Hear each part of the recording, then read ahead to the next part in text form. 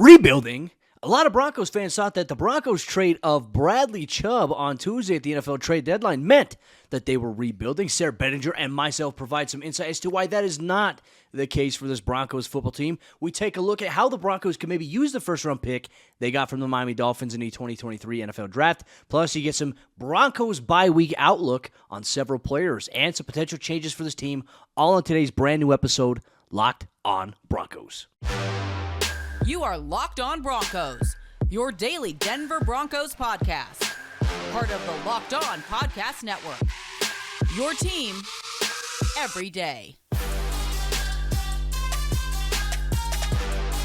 What's up, Broncos country? Welcome into a brand new episode, Locked on Broncos, your daily Denver Broncos podcast, part of the Locked on Podcast Network, your team every day. Thank you so much to everybody in Broncos country for tuning in, making Locked on Broncos your first listen of the day, every single day, free and available everywhere you get your podcasts in audio format, or whether you're watching us on YouTube. Do us a favor, hit that like button on the YouTube video, and make sure you comment for the algorithm. Share your thoughts on today's episode. Get in the discussion with other members of Broncos country. From the South Stands to the end zone, I'm your host, as always, Cody Roark, Broncos reporter for Mile High Sports. Joined alongside, as always, by my co-host, Sayre, Bedinger, site expert, predominantlyorange.com.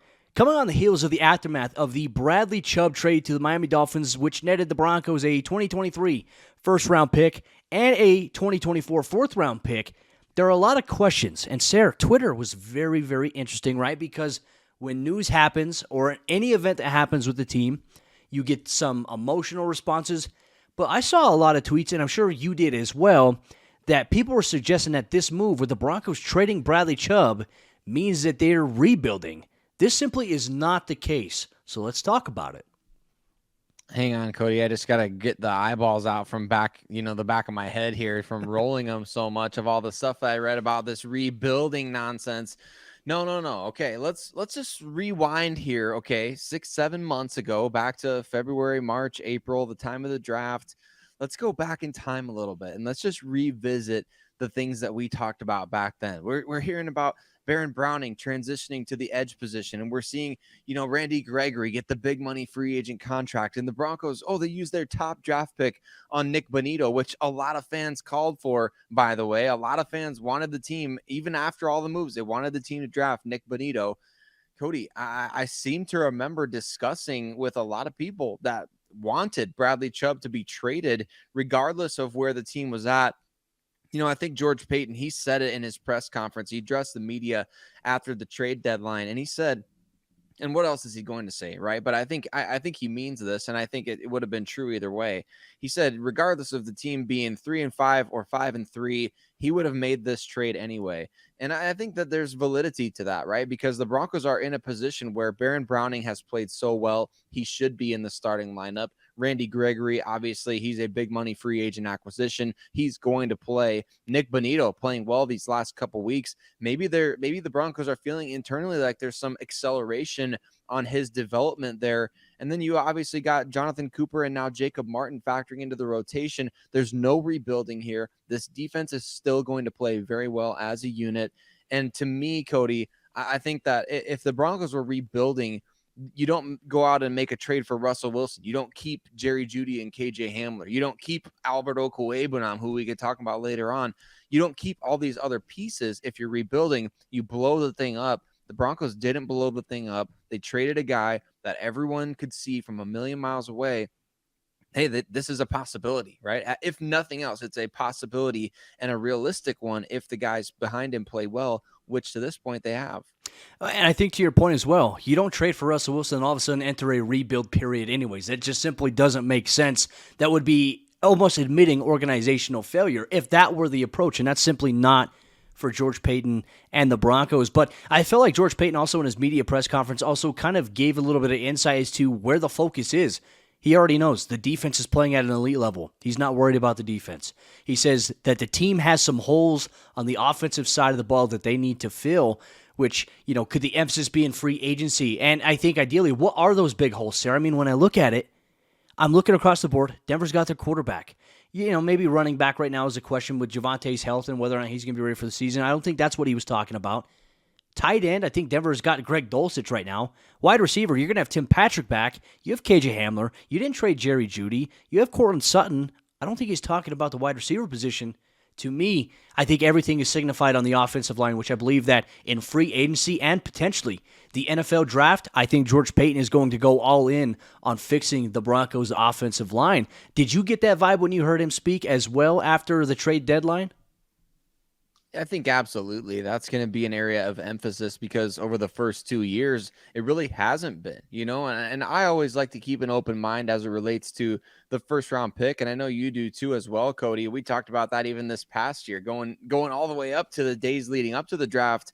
You know how I am about that kind of stuff. But I think as far as starting with free agency, starting with filling the gaps in this team, the gaps are clearly on the offensive line. Your starting left tackle broke his leg out for the year, and he's got a big cap hit next season. Your starting left guard, Dalton Reisner, has not been playing as well as you'd hope. You already have to replace Lloyd Cushenberry at the center right now, and who knows for the long term what they're going to do at the center position. I think Quinn Miners will be the right guard going forward, but then you've got a one-year guy at Billy Turner at the right tackle position. I think that the offensive line is the area of emphasis in the offseason. I don't know exactly what it means in terms of where the Broncos are going to make their investments, their primary investments in terms of the draft, free agency, but I think you can expect a pretty heavy dose of both of those areas where the Broncos are going to be seeking out starters, not just, gap fillers. I think they're going to be seeking out long-term starters because we talked about this. You're building around Russell Wilson. You have to build the offensive line. You can get one-year gap guys here or there if you want to, but I think that there's got to be an attempt at investment. You don't need to pigeonhole yourself into a first-round pick at tackle or guard or something like that. But I think definitely when you go into this offseason, the offensive line is the clear area that needs the most attention right away. And I think when you look at the Broncos on defense, they're in pretty good shape in 2023. I mean, you still have Patrick Surtain, you have Justin Simmons.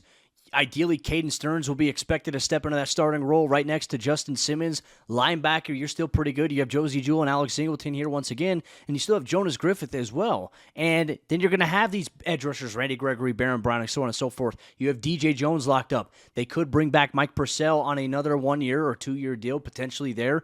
I don't imagine much change on the defensive side of the ball for Denver. So it'll be very interesting to see what the Broncos do, but be very clear here, Broncos country. There is no rebuild. The Broncos are not rebuilding, and George Paton has made that very clear here, even saying that this deal was never going to happen unless a team was going to give them a first-round pick, and that's exactly what the Miami Dolphins did. So now Broncos fans need to keep an eye on the San Francisco 49ers and hope they lose the remainder of their games this season for at least a prime position. If not, if they continue to go on a run inside the NFC West, they have an opportunity to finish anywhere between, I think, 15 to 28. I mean, potentially even further. It just depends on how far they go in the process. But coming up here in just a moment, Sayre and I, we're going to take a very, very early look ahead to the NFL draft. And just imagine, what could the Denver Broncos use their first-round pick on that they acquired from the Dolphins? What positions would be the most pressing for drafting in round number 1? We dive into that coming up here in just a moment. But before we do that, let me tell you about Simply Safe, the sponsor of today's episode,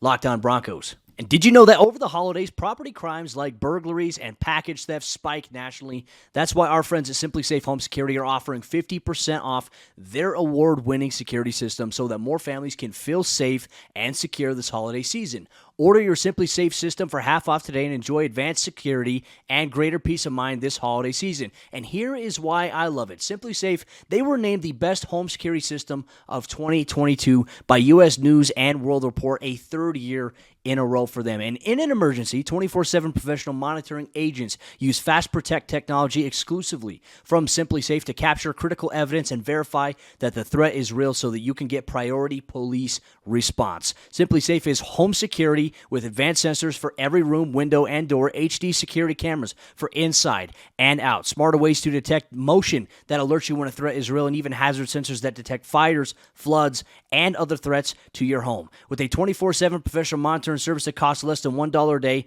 less than half the price of ADT's traditional professionally installed system, with the top-rated Simply Safe app, stay in complete control of your system anytime, anywhere, arm or disarm, unlock for a guest, access your cameras, or adjust system settings. Don't miss your chance to save big on the only security system that I recommend, and get 50% off any new SimpliSafe system at simplysafe.com/LockedOnNFL. This is their biggest discount of the year, so don't wait. That's simplysafe.com/LockedOnNFL. There's no safe like SimpliSafe. Continue on today's discussion here, Locked On Broncos, for this Broncos football team that is not rebuilding, as Sayre and I have been pointing out so clearly on this episode here. What are some potential areas and positions the Broncos could address with this first-round pick in 2023? And Sayre, you and I, we talked about it a little bit, right? There's options here for this Broncos team. We believe it'll be on the offensive side of the ball. Primarily, when you look at the holes, it makes sense, right? But one thing we've come to expect with George Paton is to expect the unexpected. So let's take a look. If you had to name any position right now that maybe is kind of like, hey, could Denver look at maybe targeting a player at this specific position? What position should we talk about first as being a possibility? Well, I think if you're looking at the offensive side of the ball, you got to start with offensive tackle. And unfortunately, from what I've heard, Cody, this is going to be a year in the NFL draft where if there's first round guys at the offensive tackle position, they're going to be kind of they're going to be bringing it up, bringing up from behind. They're going to kind of be comeback kids or comeback stories, Cinderella stories.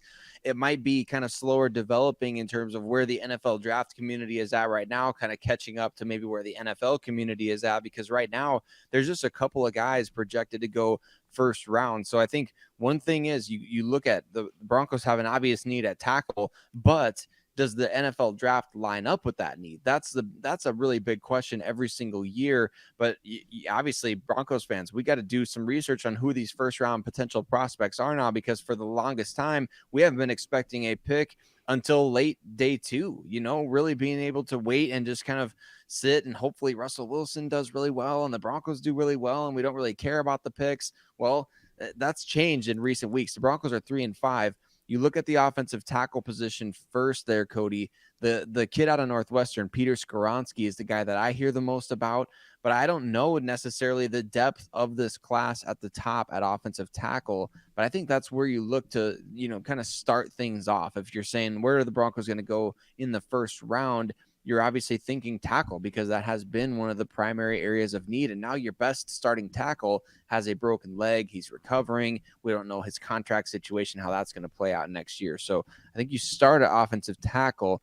That may not be the only direction they look, though. Well, and I think that's an interesting thing, because I think kind of coming with the offensive line narrative here as it pertains, you mentioned Russell Wilson, right? So, Sayre, kind of another question to kind of piggyback off of here. If you're the Broncos, if you're George Paton, and knowing some of the things we know a little bit about with this upcoming offensive tackle class, and, some of the guys happen to be maybe some late end round 1, early round 2 guys in a sense, do you want to put your offense in a position where you're throwing an offensive tackle out there to start at the NFL level? We've seen the adjustment period with some guys. I'm sorry, but there's not a lot of dudes that are built like Tristan Wirfs that come in right away and have an all-pro impact as a rookie. I think everyone's looking for the unicorn, but the unicorn only comes every once in a while here. So what does that mean on the offensive line for Denver if offensive tackle is where they want to look? I think it means free agency is the way that you go, right? That's kind of where you and I have been anyway. Even when we were just discussing these as hypothetical potential situations with a Bradley Chubb trade and everything, you and I have talked about this. Offensive line, I think that's going to be the emphasis in free agency, kind of like what we saw the Cincinnati Bengals do this past year. And Cody, to me, I think that wide receiver is going to be at or near the top of the list for the Broncos this coming offseason. And I get it. I get all the people that are going to come, jump into the mentions, jump into the comments saying, no, we have receivers, we have guys out there. But I just don't think we've seen enough from those guys at this point in time to really be able to, definitively say, yes, that is the crew we want out there.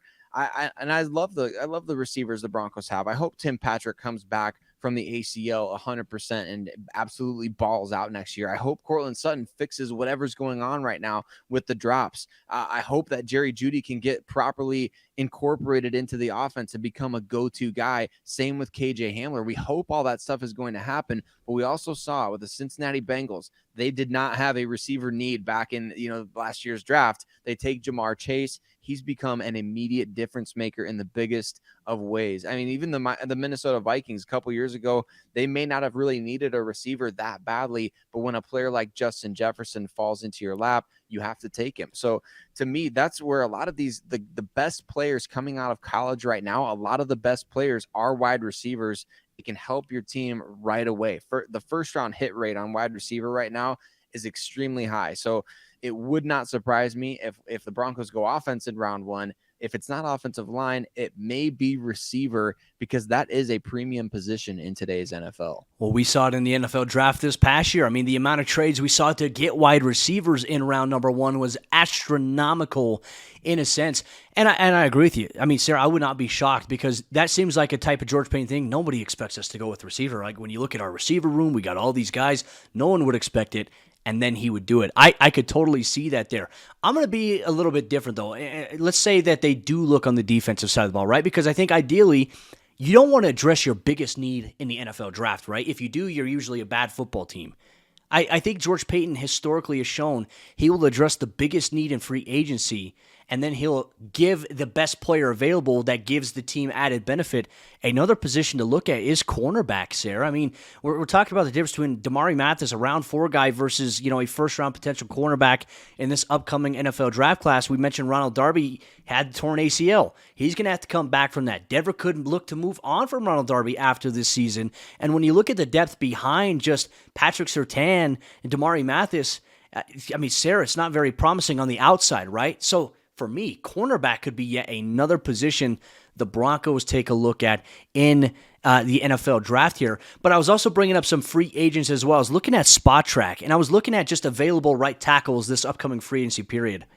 Not very promising when we talk about unrestricted free agents there, because ideally you have, some young guys, but then you have guys that are really just backup guys and role players. The highest valued guy, according to his 2022 average annual value, is Jack Conklin, the right tackle for the Cleveland Browns right now. He will be the top unrestricted free agent at right tackle. Outside of that, the New York Jets have 30-year-old George Fant. You have Mike McGlinchey from San Francisco, Billy Turner. I mean, the over average annual value decreases as veteran backup minimum roles here at this point, and then it just gets older and older. I mean, we go all the way down to Ty Neschke of the Los Angeles Rams. He's 37 years old. Mike Remmers. Yeah, I don't think anyone wants Mike Remmers. Storm Norton. I don't think anyone wants Storm Norton at this point as well. And then our old good friend Bobby Massey at this point, Sarah. So to be honest with you, I don't think there's a lot of options in free agency right now, which, I mean, we could still see some trades in the offseason. It's always possible to be able to see something like that. So who knows how the Broncos will go, but Broncos country, let us know in the YouTube comment section down below. If you're watching there, or tweet us on Twitter, if you're listening on your favorite audio podcasting platform, what you think the Broncos should do with their first-round pick. What position would you take a look at? Would it be best player available, or will it be fulfill your needs in the NFL draft? We are eager for your responses. But coming up here in just a moment, Sarah and I, we're going to give you a little bit of an update on the Broncos bye week outlook after the trade of Bradley Chubb. Nathaniel Hackett gave us some injury updates on several key players. George Paton shared his thoughts on why our Okwebunom will play a big role for them in the second half. We dive into that and much more coming up here in just a moment. But before we do all that, let me tell you about Prize Picks, the sponsor of today's episode, Lockdown Broncos. And Prize Picks is daily fantasy sports done right. With the Prize Picks app, you choose 2 to 5 players that you're focused on heading into the week, and these players will have a projection set by Prize Picks, and you simply choose whether or not they will have more or less than their Prize Picks projection, which could allow you to win 10 times your money on any entry.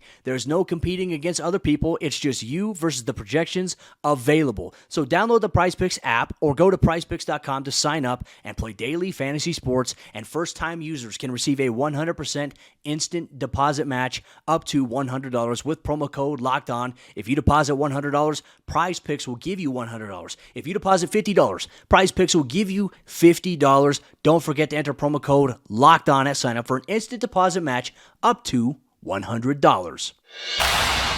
The bye week blues are here on the Locked On Broncos podcast, as the Broncos do not have a game this Sunday. So it allows you to just kick back, turn on the NFL Red Zone channel, watch some football, but still listen to Locked On Broncos as we set the table, as the Broncos, after the Sunday, will be preparing for the Tennessee Titans. Thank you so much, Broncos Country, for tuning in, making Locked On Broncos your first listen of the day, every single day, free and available everywhere you get your podcasts in audio format, or whether you're watching on YouTube. Sayre, Bedinger, and myself, we thank you so much for making us a part of your day every single day. Thank you for all that you do for us, Broncos Country. We appreciate you.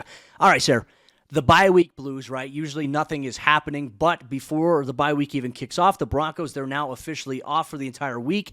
They will reconvene next Wednesday in preparation for the Tennessee Titans in Nashville, a road game. I'll be on the road in Nashville. To my understanding, you will also be in Disneyland or Disney World with your kids. So it's going to be a magical time, I think, when it comes to football and also just life in general, my friends. So we got some updates on the injury status of some players, as it was noted that center Lloyd Cushenberry is expected to miss time as he deals with a groin injury. Now, initially it was called a hip injury on Sunday against the Jaguars, but now it's been transitioned to a groin injury. Will miss some time.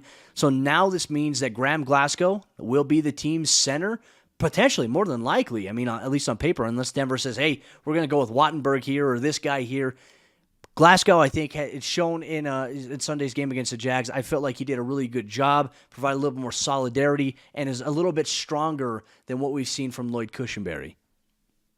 And that's what the Broncos needed. They needed somebody to come in there and be a little bit more stout at the point of attack.